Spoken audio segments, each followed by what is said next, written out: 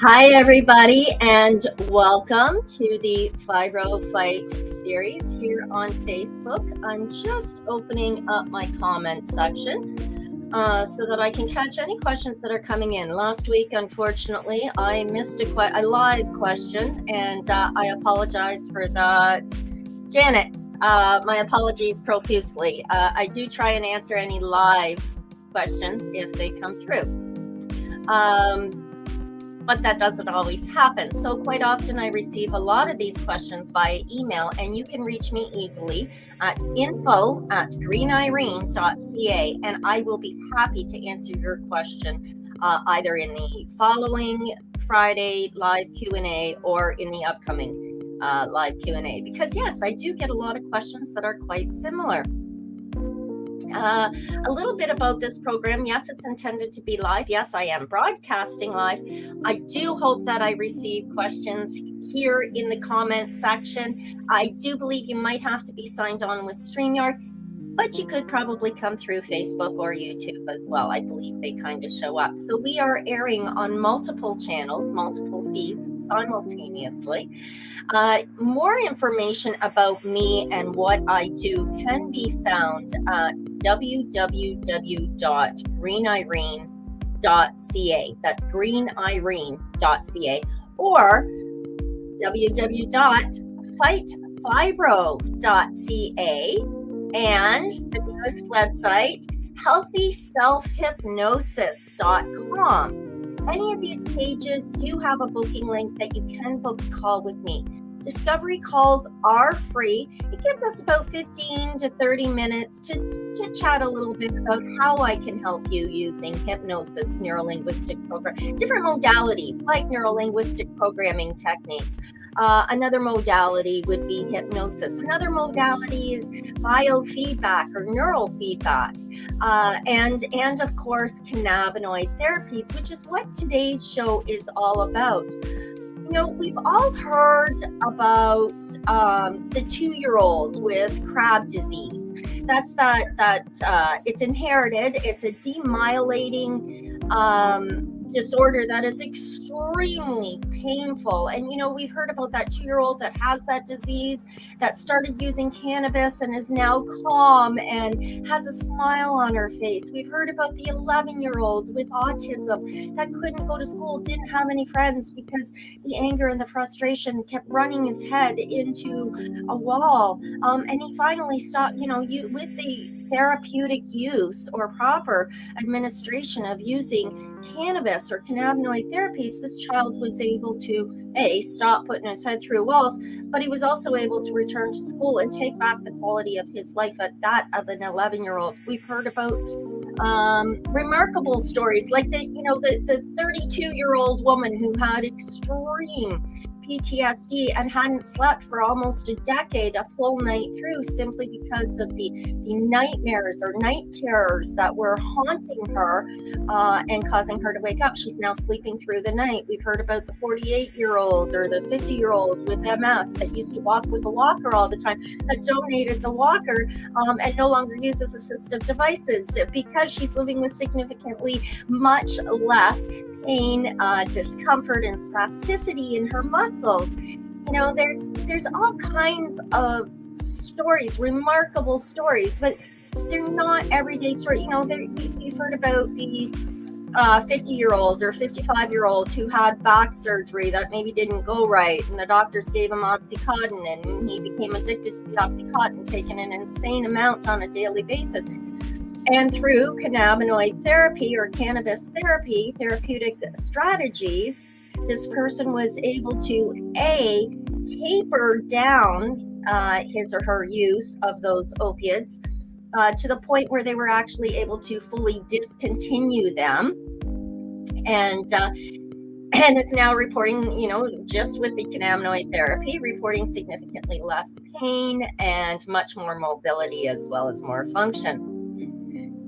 So it happens often that I encounter clients who come to me with fibromyalgia, and these clients have used cannabis socially or recreationally for creative or spiritual purposes, where they've basically gotten a psychotropic high for many decades, before getting sick. And now they're wondering, they're consulting me on how to, they want to learn to modify their use pattern to achieve better results, like symptom control, to reduce the pain, to alleviate the fibro fog, to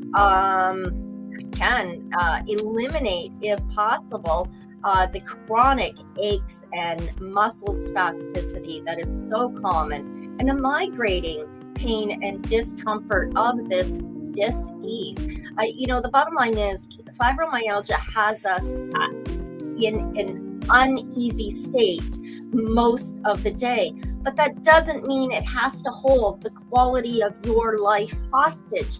In fact, you can take back the quality of your life through your wellness, through your activities, through your daily events, just by learning a few techniques. Now, yes, absolutely, hypnosis helps tremendously, because fibromyalgia is a multifaceted dis-ease. It requires multiple modalities to help repair the things that have gone wrong. While we're repairing those things that have gone wrong, it's important to survive the symptoms, right?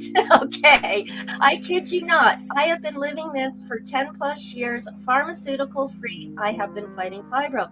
And that is why I am here helping you help you fight it as well. We don't have to be on all those pharmaceuticals, and we don't have to allow fibromyalgia or any other disease to hold our life and our happiness hostage.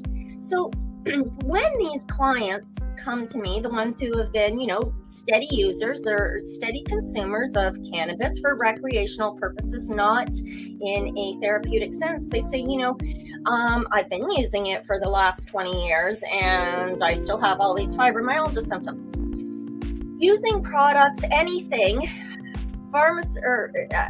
recreationally versus therapeutically means changing how we use it. So I use I have a base of 3 primary strategies that are essential to helping these clients. The first and foremost, of course, is to reverse their tolerance levels. Now, reversing your tolerance levels requires you to go on a sabbatical. You really have to refrain from consuming. Now, because I am dealing with clients who are in pain and discomfort, I know that although they are using cannabis recreationally, it is benefiting them therapeutically. So that said, one of the things that I do is I say, okay, let's cut it out, but we're only going to cut it out completely, like reduce all consumption for 2 full days. So day 1 and 2, we're looking at 48 hours of abstinence of using cannabis completely. On day 3, what we start to do, so day 3, day 4, kind of into day 5, what we're going to do is we're going to find a baseline of using cannabis. Like at what point can we get some relief? This provides us a baseline to work from at that point. And I'm gonna come back to it. So in addition to reversing tolerance, we also introduce a lot of alternative methods of consumption, or I think in the medical society they call it ROA. So I forget what that stands for. It's a brain fart, right? Fibro fog. Yeah. It'll come back to me. And we also combine CBD with THC. Now I'm going to speak to each of these individually, starting with the reversing of the reverse tolerance. First and foremost, like I say, it's usually about a 7-day plan to reverse that tolerance. The first 48 hours, we abstain completely. The next day 3, day 4, and day 5, what we're going to do is reintroduce cannabis, and we introduce specific strains according to the client and what they've been using historically in the past. And everybody is different. And just like your fibromyalgia symptoms are different and your internal regulation system is different, so too will be the ideal cannabis strains for you. And one of the things that I do right away with the patient that we are doing cannabinoid therapy with is I introduce a journal. It is a cannabis patient journal. This helps you to keep track of the different strains that you're trying, but more importantly than the strain name is the strain profile. We want to know what cannabinoids are in there as well as what terpenes are in there, because the flavonoids don't really matter as much, but the terpenoids and the cannabinoids have a synergistic effect. Hello, Tia. Good morning. So what I was saying was the cannabinoids and the terpenes have a synergistic effect. So finding out what combination works most effectively for you does require some recording of that.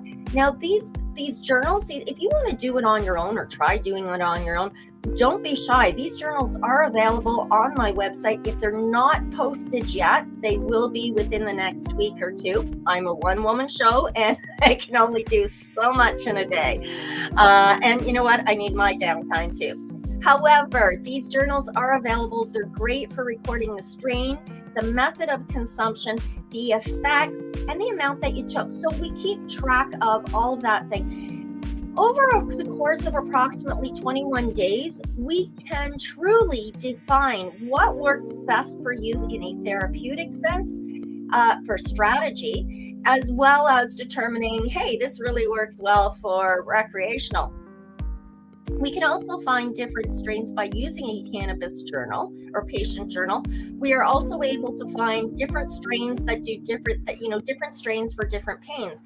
So if you have a migrating all over weakness that you're experiencing, something like Granddaddy Purple might be just the perfect strain to get rid of that weakness, give you a little bit more strength, just enough to get up and start doing some of those exercises that are so essential to your health and wellness. I'm not talking about an all-out workout at the gym where you're sweating and burning off calories. I'm talking about stretching those muscles, stretching those ligaments, the tendons, keeping those muscles active. Use them or lose them, my nanny used to always say, and she wasn't lying. And then there's different strains that'll help activate our appetites. I was going to say our munchies, but we want. One of the things I have found with many of my clients is that with the aches and pains and the low, yucky, fibro, flare feelings, our appetites are suppressed substantially. That said, there are very specific strains that will activate an appetite and get that appetite going. Again, the client-patient journal is an absolutely essential tool for helping to find those specifics. And they are available on my website at greenirene.ca, as well as the FIbro.ca website. So pay attention to the website, to the stores, to the products that are becoming available on there. If they're not there yet, they will definitely be online within the next week, 7 to 10 days. In the meantime, if you can't find it on the website, please, please, please, I am available regular to answer any questions, as well as provide you with the links essential to getting the things that you want. So you can contact me at info@greenirene.ca. You can also find me on Facebook, Green Irene, Canna Talk, Green Irene's THC, and the Fibro Fight Series Facebook page here. I'm also on YouTube. I'm on Twitter. I'm on all kinds of different social media platforms. So I'm not that difficult to find. And if you're looking for that patient journal that I'm talking about, please just message me and I will send you the link for it to purchase it. Okay. So day 1 and 2, you are completely abstaining. On day 3 to 5, we start to look at the different strains to try. Cannabis is biphasic, which means just like antidepressants, you know how your doctor will tell you, okay, try these for the first 10 days. But if you're finding you're having a really bad result within the first 3 to 5 days, contact me because we're going to switch you over to the other side. That means it's not activating the right chemicals or activity in your brain. And cannabis can have the same sort of effect. It is biphasic in that this strain may accentuate certain uncomfortable experiences, anxiety, paranoia, that sort of thing, or it might keep you awake when you took it to go to sleep. So this isn't uncommon, and all we have to do is just change the profile of the cannabis that you are using. Okay, so at that days 3 through 5, we find what's going to work for you at the lowest dose. And honestly, I don't care if you've been smoking a quarter of weed a day, 7 grams a day, or 3.5 grams a day, or 10 grams a day. It's irrelevant when we are looking at defining a therapeutic strategy and approach for you. We actually start somewhere around 0.1 to 0.25 of a gram to modulate to get you to that level of, okay, I get relief at this level. So that's very important. Somewhere around day 6 and day 7, that's where, okay, by then we have found the strains that work. Now we're going to look at the different combinations of methods of consumption. We're going to look at the different profile strains that you're going to use, and we're going to find the optimal dose and the optimal routine for you to follow in a day. And then we're going to follow that up for the next, probably 2 to 3 weeks to see how it's working for you, because yes, you will build up a little bit of tolerance, and that will have to be increased or supplemented in some way. Exercise, diet, proper sleep hygiene, absolutely essential. You have to get quality sleep. Our bodies do heal best when they are at rest. I mean, my nanny used to say that all the time, and yes, I've heard it in a multitude of ways, but it really is important that we get quality sleep. Our bodies, this is when our bodies regenerate. A lot of the cells have you noticed that when you wake up, you have to go pee? A lot of the cells, internal cells that have to be shed while new ones are created, this is a whole transition time. So it's very, very important to get proper quality sleep. And so, of course, that I do prioritize that with clients. And finding the right cannabis strain to help them get a quality sleep is also very important. And different strains for different times, different strains for different pains. If you're still working and you're fighting fibromyalgia, of course, you don't want to be high throughout the day. You don't want the psychotropic effect, but you do want relief. And this is one of the main reasons why my second strategy is the method of consumption. Now, we all know that inhalation, smoking combusted cannabis is the most ineffective way to utilize it. Not only are you wasting your product, but you could potentially long-term, be causing yourself some harm in the pulmonary and respiratory systems, simply because you are inhaling burnt plant material. Something to keep in mind, burnt cannabis produces significantly more tar than burnt tobacco. Now, yes, tobacco has all those other chemicals that are attributed to the cigarette making industry and that sort of thing. Whereas cannabis, you're just getting the tar. But that tar is very sticky, goopy stuff. And yes, it will ultimately, over time, cause respiratory. You're going to end up with wheezing. There's a lot of coughing, phlegm production. All of that sort of thing will come with long-term use of inhaled, ignited, burnt cannabis materials. So what is recommended? Of course, because inhalation is the quickest route, I remind everybody all the time, a volcano vaporizer is your best friend if you are fighting fibromyalgia. Now, mine is digital. You can get the other kind that just has a little knob on it. A balloon goes on top of this. In fact, you know what? Why don't I just take a minute? I didn't even think that. Told you, I'm live, right? For those of you who don't already know, all right.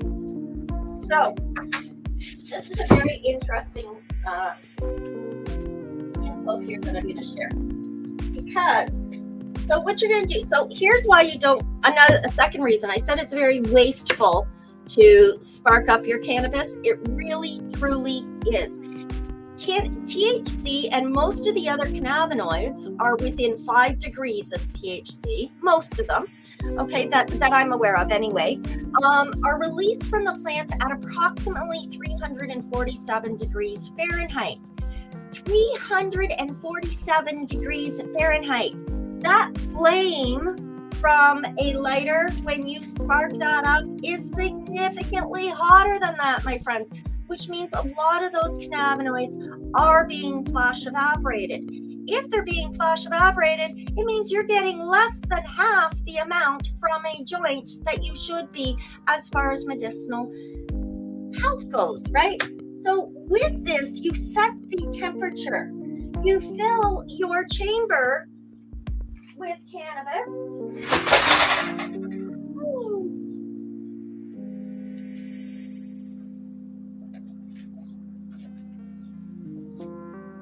Not only do you use significantly less cannabis, so your average joint, or I won't say blunt because blunts are bigger and cones are bigger, but your average joint is about half a gram of weed.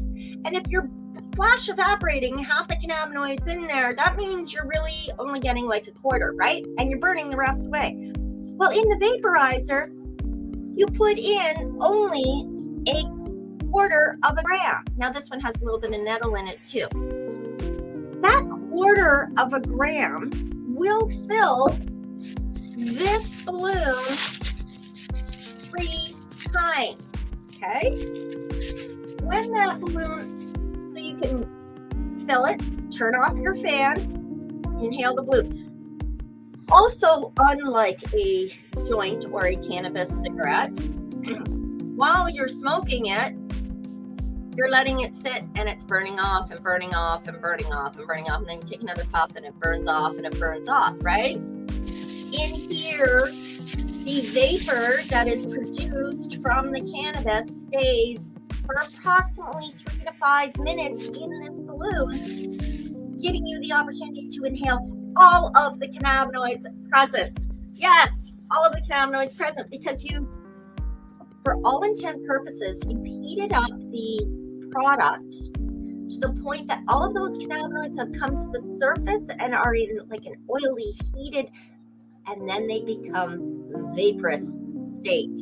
And you hit your fan and that pours into your balloon, and that's what you're inhaling. So you're not getting any burnt plant material.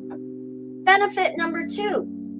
So, you crunch it up, but you can use the stems, you can use the leaf, you can use the bud. So you save huge and you make your product go a very, very, very long way. Add to that equation, when you are done with your chamber and you have done it 3 times, you filled your balloon 3 times with a quarter of a gram, you have the leftover ABV. You'll notice some of it's brown, there's still twigs in there, and that's because it still has rich emollient oils in it. It still has some cannabinoids in it. And what I do with this is and so do many other cannabis rec users, I will use all of that to make a very rich EVOO oil, so a cannabis infused extra virgin olive oil, and I will do things like make creams with it. These creams or oils are fantastic for muscle spasms, for achy, sore joints, and it makes for a great massage oil. So your product, the primary product cannabis, can go a very long way. And as you know, many patients are on fixed incomes because, well, we have our limitations, right?